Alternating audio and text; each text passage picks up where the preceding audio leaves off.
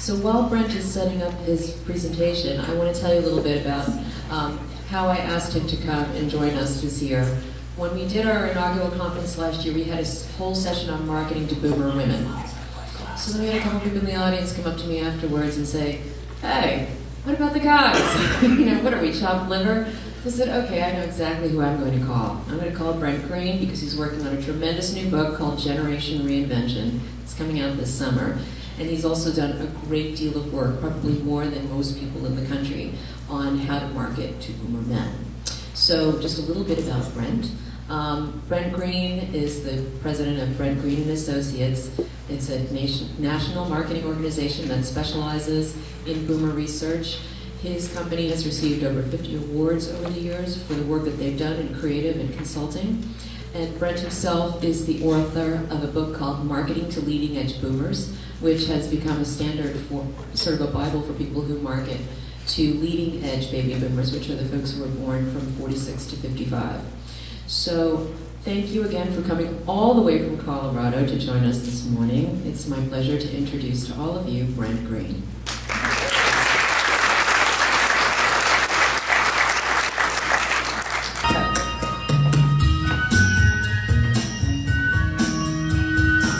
Remember that boomer nostalgia?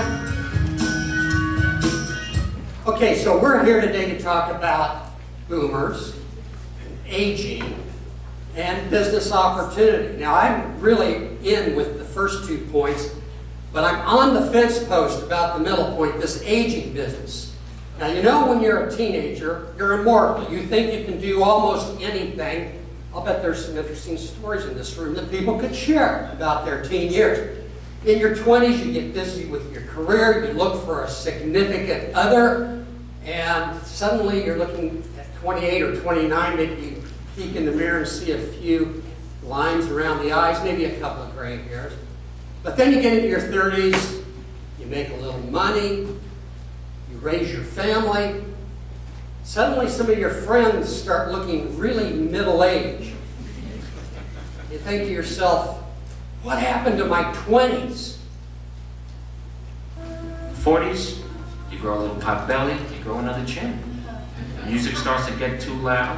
One of your old girlfriends from high school becomes a grandmother. 50s, you have a minor surgery. You'll call it a procedure, but it's a surgery. 60s, you'll have a major surgery. The music is still loud, but it doesn't matter because you can't hear it anyway. 70s, you and the wife retire to Fort Lauderdale. Start eating dinner at 2 o'clock in the afternoon. 10, breakfast the night before. Spend most of your time wandering around malls looking for the ultimate soft yogurt and muttering, how come the kids don't call? How come the kids don't call? The 80s will have a major stroke.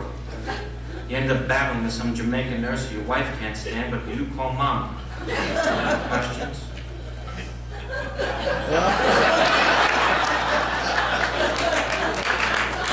Now, Billy Crystal has a great part in City Slickers, and I highly recommend it, but maybe that's a little bit of a pessimistic view of aging. Did you notice the Florida stereotype in there someplace? We're going to talk about the optimism, I hope. Carry on, love is coming. Now let me tell you where I'm coming from. Although I've had more than my share of work with statistics, I'm really a creative guy. I started my career as a psychologist, worked in a state hospital, and met some really, really weird people. Then I got into the field of marketing for 30 years, and I've really met some weird people in that. But my framework is I have to paint a fairly broad picture with about 30 minutes today, so I'm going to really talk broad terms in terms of boomer men.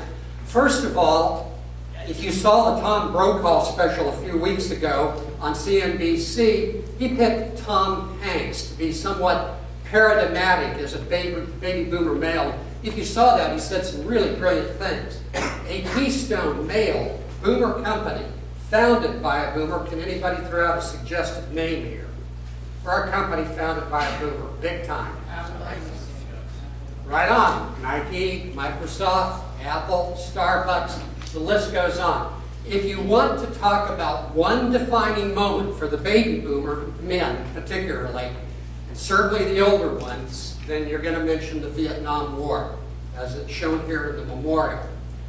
Now, there are many segments of boomers, millions of segments. Michelle and I talked about, well, what about the older boomers versus the younger boomers? There's differences between the two, and I agree, but let's talk about broad themes that really do characterize the generation. First of all, it's individuality and self-expression. Dr. Benjamin Spock became the Bible for raising children, and his focus was improve their self-esteem, help them grow that way. So when you raise 76 million people that are very individualistic, you run into some authority issues when they get into their teen years. And we certainly saw that during the turmoil of the 60s and 70s. But that led to some very good things, including greater emphasis on inclusiveness and equality. Boomer men were very much a part of the feminist movement and the movement toward racial integration in this country.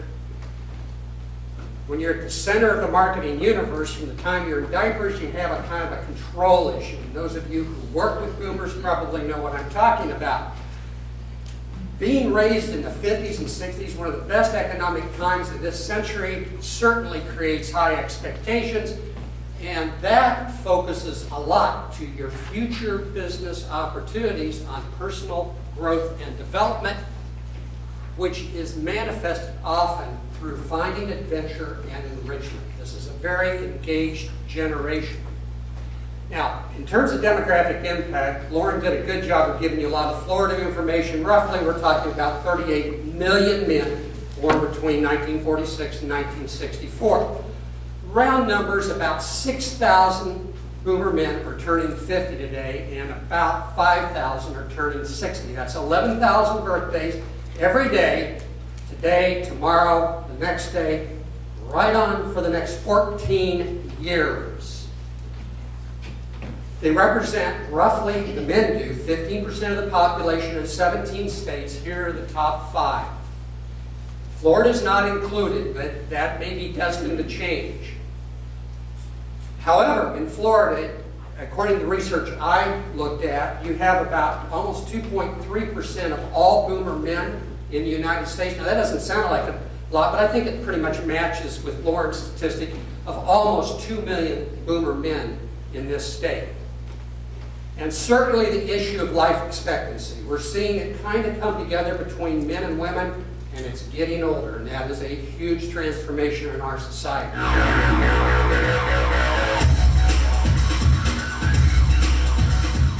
Okay, so let's talk about the mission of marketing to baby boomer men. One of the questions we have to ask right up front, this is my friend Carol Lynn. She turned 50 on this day. That's her baby picture. If baby boomer women make a majority of the family purchase decisions, then why would we even bother marketing to baby boomer men? Well, I'm going to propose 5 reasons. There are more. One of which begins with these. Carol Lynn and her husband Jim graced the cover of my book, Marketing to Leading Edge Baby Boomers. He has a very successful career in broadcasting, CBS affiliate. She's a successful broker. There are 3 sons, 2 are in college, 1 graduated. They have some disposable income. They have a couple of extra houses. They've got an RV. They've taken some great trips. One of the ways that that works in that relationship, as do many relationships that are baby boomer oriented, is simply because of collaboration. In other words, boomer men and women tend to work together, certainly on the big purchase decisions. Now, there are 16 million baby boomer men in the United States. They do not have women to look to help them with purchasing decisions. They kind of are on their own. They might ask, but you get my point. How many women, by show of hands, in the room gave themselves a Valentine's present on February the 14th? Nobody? Well, you have good. Generally, there's a lot of gift giving going on between boomer men and their significant others, and that's probably where they need some of the most help from marketers, how to do it and what to do. And then there's the metrosexual man, identified by Mark Simpson in the early 90s. Now, this is a guy that will buy power tools at Home Depot in the morning, and then swing by Macy's in the afternoon and pick out an aftershave balm. He does not need a woman to mother him. He mothers himself, and he cooks. So this is a class of men that are buying against type in terms of what they purchase. And, you know, there are just male priority products out there. For some reason, more men go to Alaska and salmon fish than boomer women. For some reason, more boomer men buy Harley Davidsons than boomer women. So you get the idea.